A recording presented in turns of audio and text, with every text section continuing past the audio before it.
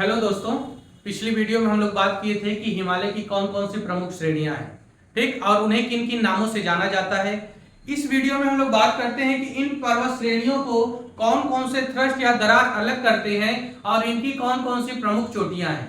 ठीक, तो आइए बात कर लिया जाए कि कौन कौन से थ्रस्ट अलग करते हैं, दरार कौन कौन सी अलग करती है, जिससे हमको यह पता चलता है कि बृहद हिमालय कौन सा है, मध्य हिमालय कौन सा है, ट्रांस हिमालय कौन सा है। ठीक, तो आइए चर्चा करते हैं। तो सबसे ऊपर वाले बात करें तो यहाँ सबसे ऊपर आपको मिलता है ट्रांस हिमालय। फिर उसके बाद बात करें तो यहाँ आपको मिलता है बृहद हिमालय। फिर उससे नीचे वाली श्रृंखला आपको मिलती है मध्य हिमालय, और फिर इससे नीचे वाली श्रृंखला मिलती है शिवालिक हिमालय।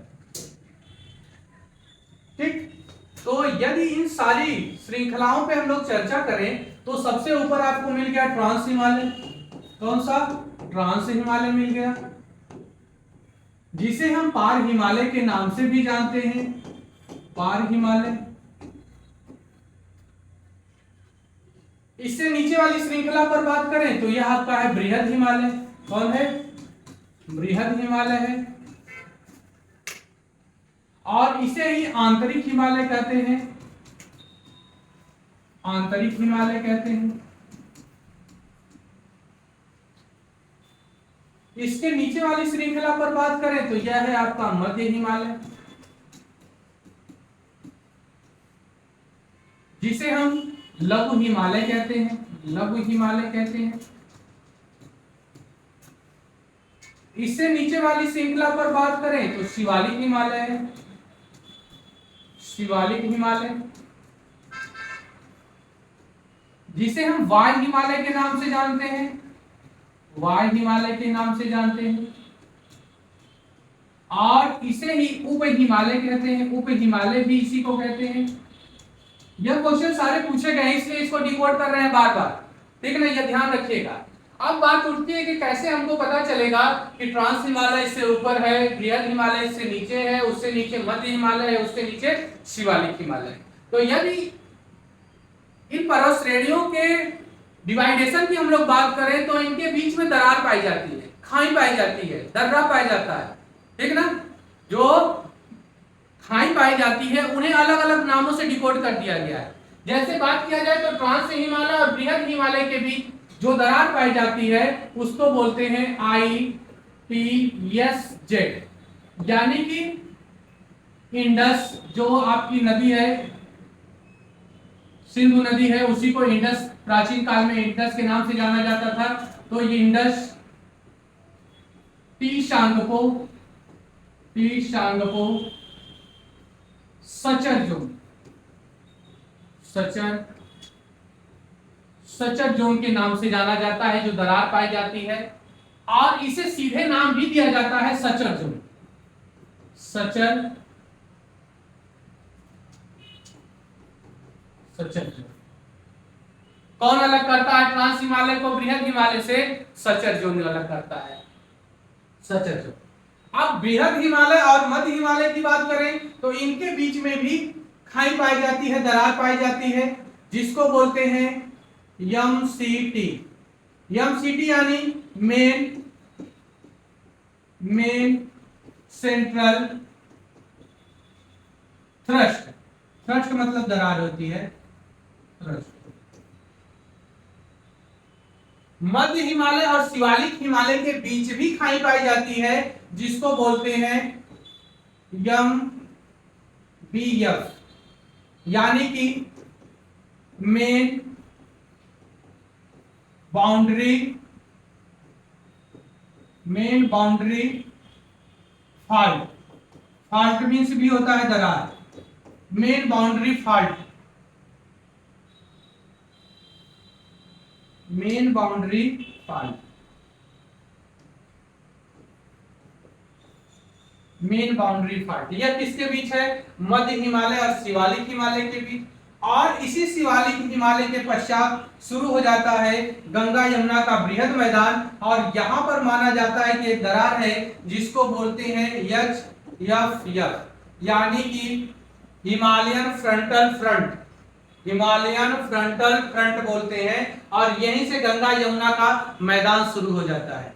तो यह बीच में जो दरार पाई जाती है उन्हीं से यह पता चलता है कि ऊपर वाला हिस्सा किसका है, ट्रांस हिमालय का है, बीच वाला हिस्सा या अंदर वाला हिस्सा है बृहद हिमालय का, जिसे आंतरिक हिमालय के नाम से जानते हैं।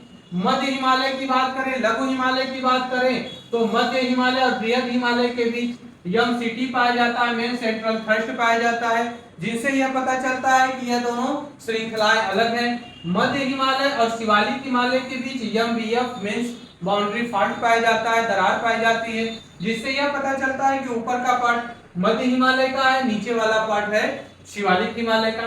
अब सबसे बड़ी बात है कि यह जो खाइयां हैं यह डिकोड तो कर दी कि अलग अलग है।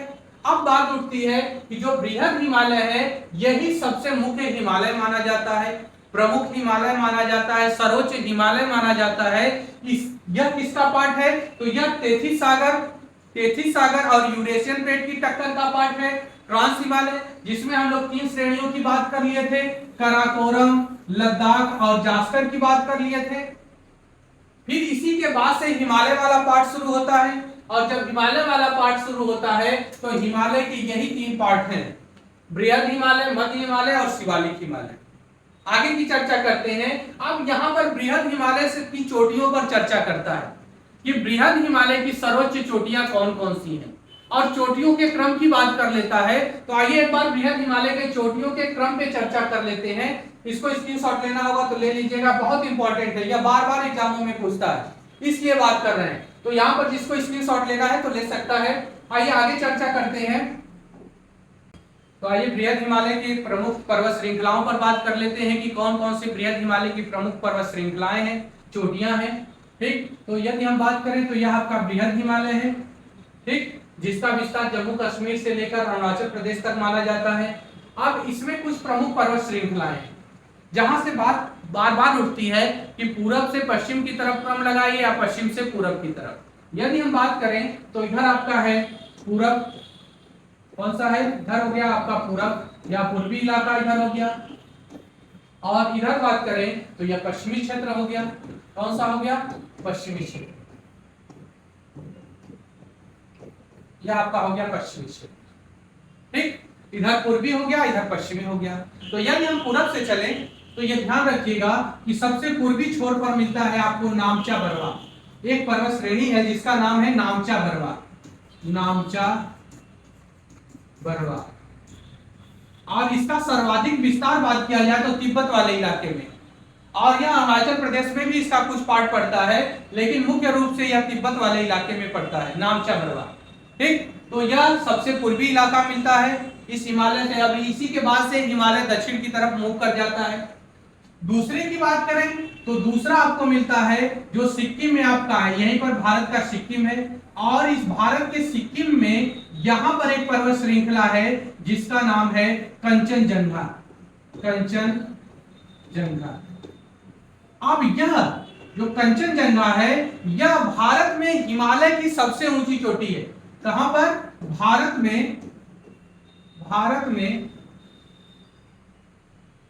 में हिमालय की सबसे ऊंची चोटी कौन सी है, तो यही कंचनजंगा है, जो हिमालय भारत में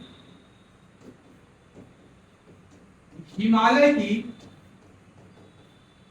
सबसे ऊंची चोटी है, सबसे ऊंची चोटी है। तो बात उठती है केटू क्या है तब, केटू भी तो भारत की सबसे ऊंची चोटी है, लेकिन जब भारत की हम बात करते हैं, भारत के परिप्रेक्ष्य में बात करते हैं, तो उसमें ट्रांस हिमालय भी इंक्लूड हो जाता है और हिमालय भी इंक्लूड हो जाता है। तो जो ट्रांस हिमालय है उसका पार्ट है काराकोरम पर्वत श्रृंखला, और उस काराकोरम पर्वत श्रृंखला पर स्थित है केटू या गाडविन आस्टीन। तो इस परिप्रेक्ष्य से देखा जाए तो भारत की सबसे ऊंची चोटी है केटू या गाडविन आस्टीन है। ठीक, लेकिन हिमालय की बात करेगा कि हिमालय की भारत में सबसे ऊंची चोटी कौन सी है, तो कंचनजंगा हो जाएगा। यहां दोनों शब्दों को समझना है कि ट्रांस हिमालय हिमालय का पार्ट नहीं है, ट्रांस हिमालय हिमालय का पार्ट नहीं है, यानी कि यह पार हिमालय इसको कहा जाता है। हिमालय के पहले ही निर्मित हो गया था और उसकी पर्वत श्रृंखला है काराकोरम, और उसकी सबसे ऊंची चोटी है केटू, जिसे माना जाता है कि भारत की सबसे ऊंची चोटी है केटू, जिसे गाडविन आस्टीन कहते हैं। ठीक। लेकिन हिमालय की जैसे चर्चा करेंगे कि हिमालय की सबसे ऊंची चोटी कौन सी है, तो हिमालय की सबसे ऊंची चोटी है दोस्तों, यदि बात किया जाए तो हिमालय की सबसे ऊंची चोटी है कंचनजंगा, जो कहां पर स्थित है, तो यह सिक्किम वाले इलाके में, सिक्किम राज्य के, भारत के सिक्किम राज्य में स्थित है। किस राज्य में यह स्थित है, तो यह जानते रहिएगा कि सिक्किम में स्थित है। कहां पर, सिक्किम में। ठीक। अब आगे बात किया जाए तो नेपाल वाले हिस्से में सिक्किम के बाद तुरंत नेपाल का इलाका शुरू हो जाता है। तो यहां पर एक पर्वत श्रृंखला है नेपाल वाले इलाके में जिसका नाम है मकालू। यह आपका हो गया मकालू। इसी मकालू के पास ही स्थित है, यहां पर बहुत इंपॉर्टेंट चोटी है माउंट एवरेस्ट। कौन है यह, माउंट एवरेस्ट। यह नेपाल में पड़ता है। कहां पर पड़ता है, नेपाल में। अब यहां पे क्वेश्चन पुटअप किया गया था, यहां पर एक क्वेश्चन पूछा गया था कि जो माउंट एवरेस्ट है इसका विस्तार किन क्षेत्रों में पाया जाता है, तो यह नेपाल वाला इलाका है और इसी के बगल में है तिब्बत वाला इलाका, चाइना वाला इलाका।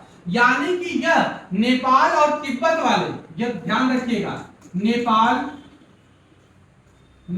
प्लस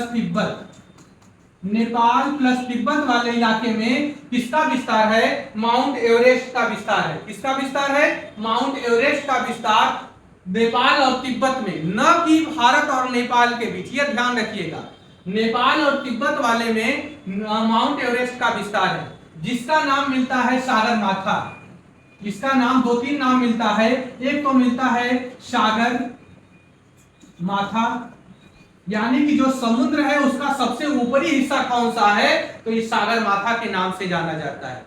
समुद्र जो सागर का तेथी सागर, उसी का सबसे ऊपरी हिस्सा माथा, जैसे मानव शरीर में सबसे ऊपरी हिस्सा माथा होता है, उसी तरह इस सागर वाले इलाके में सबसे ऊपरी हिस्सा होने के कारण इसे सागर माथा के नाम से भी जाना जाता है।